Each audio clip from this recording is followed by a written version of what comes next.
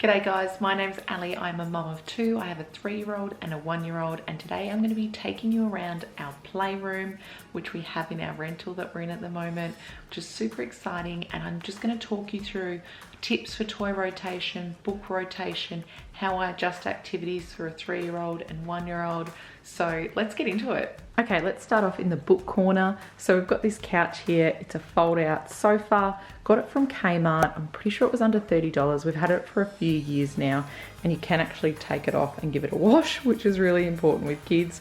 And it's just made of foam. You can actually see some sticking out there. I will link some on Amazon as well. They're not exactly the same, but I'll link some so you can get a bit of an idea if that's where you're looking. And then we've just got a bean bag. Now this bean bag's used to sit in for the reading corner, but also the kids will often bring the bean bag over here to the Pickler frame and jump off into the bean bag. That's what our 3-year-old likes to do. Risk-taking behavior is important. She's that age where she can kind of gauge if it feels safe or not. Obviously, if it's going to get too dangerous or her brother's around, then she's not allowed to jump, and she can follow that instruction. But risk-taking behavior is actually really helpful for building confidence.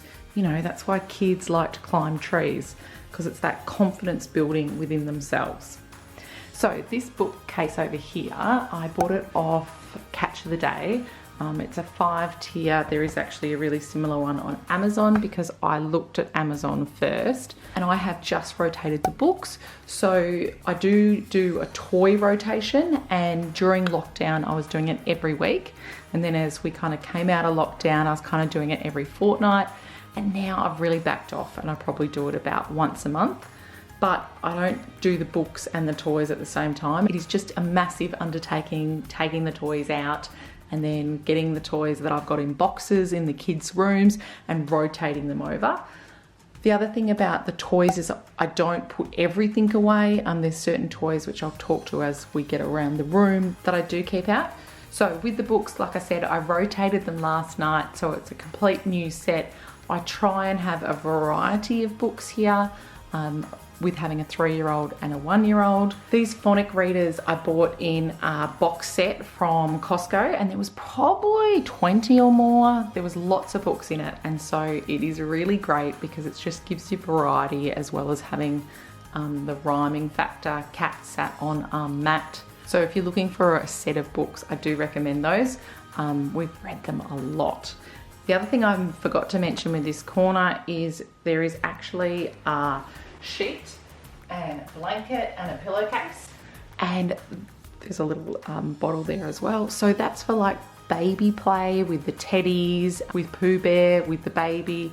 So this is not just a reading corner, it's also where the babies go to sleep.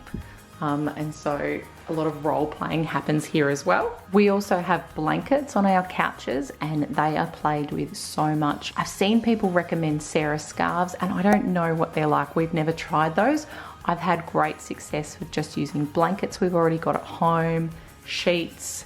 We even at our old house had a basket just full of blankets, and it was just played with so much.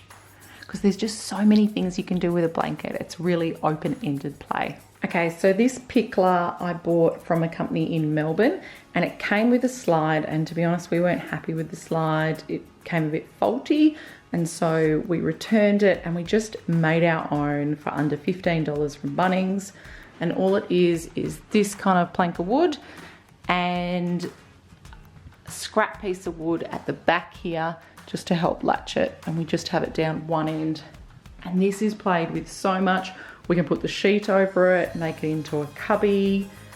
I even take the slide down and put it on the ground sometimes. So with their trike, they can use it as a bit of a ramp. And in early days, if you've got a baby, then hanging books over the rails is a really simple activity. We did a lot of that. Start with the books down the bottom, and then you can bring it up higher and higher as they get better at climbing.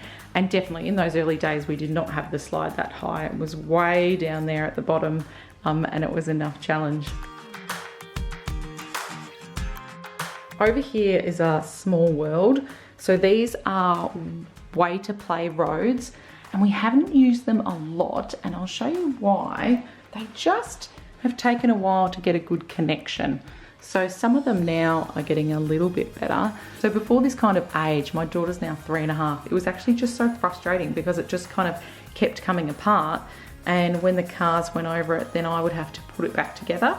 So we've literally had this out in the last month, this Way to Play Roads. And then over there is the rainbows. This is a Grimm's rainbow the kids got for Christmas, as well as these rainbow people. And they do so many different things. And this is what people talk about with open-ended toys. With this rainbow over there, it's a school, but it'd also be a hairdresser. It can be a bridge like here. This car is a Grimm's as well as that car over there. But at Christmas time, I went looking for a link with that and I couldn't find it. So I'm not sure if they're still selling that. We've had that for just over a year.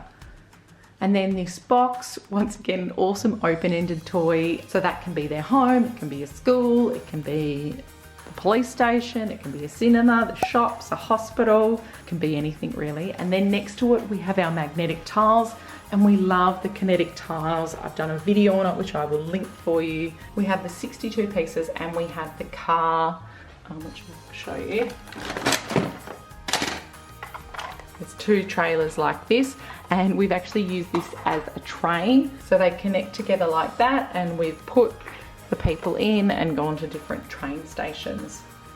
So I just leave this here in the corner so that it can be a building or anything that they would like to do. And then I do have some cards there if I want to make it a bit educational. We've done numbers on the wall. We put it on some sticky adhesive paper, contact paper, put it on the wall, and then stuck this next to it. And then my daughter grabbed the tiles and copied this, and I helped her as well. There's another piece of recycling, so that's a tissue box. Once again, that can be any building. So one of the things with this small world I think is really important with toy rotations is that when you have a toy out afresh, then I like to model. So with this one, I pretended that I was a person and I was going to the hairdresser to get my hair cut. And I was driving along in this car and I made the sounds and I talked about what was happening. Oh, I'm getting my hair cut. I've finished getting my hair cut. I've paid now. So if it's a new toy or one that's been away for a while, it's definitely worth modeling through play. It wouldn't be as effective for my kids if I said, well, put the person in the car and go to the hairdresser. Pretend that that's the hairdresser's. That wouldn't be as effective as me modeling the play, especially the first time. Then we have the Kinder Feet. This is another awesome open-ended toy. And my son has used this since he was 9 months old, where he would try to kind of climb over it. Now he kind of runs over it, and they also flip it over and sit in it and let it rock like that. And we also put it on the couch so that they can slide down from it. Then over here, this shelf, I had someone ask about this on Instagram when I did a tour one time. This is from IKEA and it is a bookshelf. So I've just put it down here like this.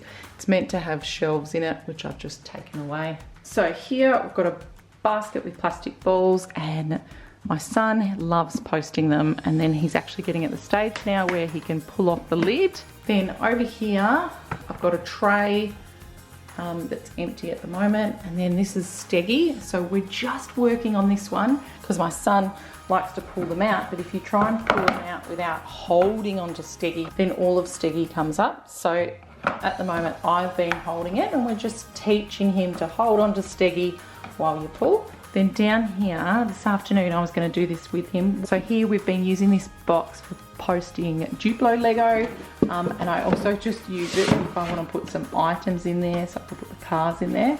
But my plan is this afternoon is to show him how you can do it with cars and how they disappear. So helping to teach that even though you can't see the object's still there, so object permanence. Then we've got this little train. This one's good cause and effect. You push it down and then it springs back up again. Then up here, this is a posting box. This is a DIY I've had for a couple of years now. So just using the sticks, you can do some color matching, or we can just pull them out. You can push them all the way through. Then we've got this stacking ring, and we like this puzzle, and someone's done it, but what I like to do is put them all here. So if you find your kids aren't playing with a puzzle, then put the pieces to the side and then they'll come along and they'll want to finish it. But if it's all set up, then there's nothing for them to do. Especially when they're younger, they need to feel like they've got a purpose to it. When they're older, they might take them out and then go, oh, I'll set them up. But especially when they're younger, with younger kids, you want to kind of have it more inviting, so it's kind of half done. They want to come and finish it. But if it's all done, then there's nothing for them to kind of do. Then we've got an aeroplane. This xylophone gets a lot of playing, and then some more vehicles. This here is the kitchen from IKEA, and mirrors that I used to have on the wall. These are acrylic mirrors with just sticky on the back. I've now put them on this kitchen, and my son loves to look at his face in the mirror. And then we've got this stool here because the number one thing the kids like to do with the kitchen is open and shut the microwave and put items in there. And then lucky last, we've got these mega blocks, and like I was saying, we had this all set up and the kids weren't playing with them, and I took all the items away and I've just left a couple there just to make it inviting.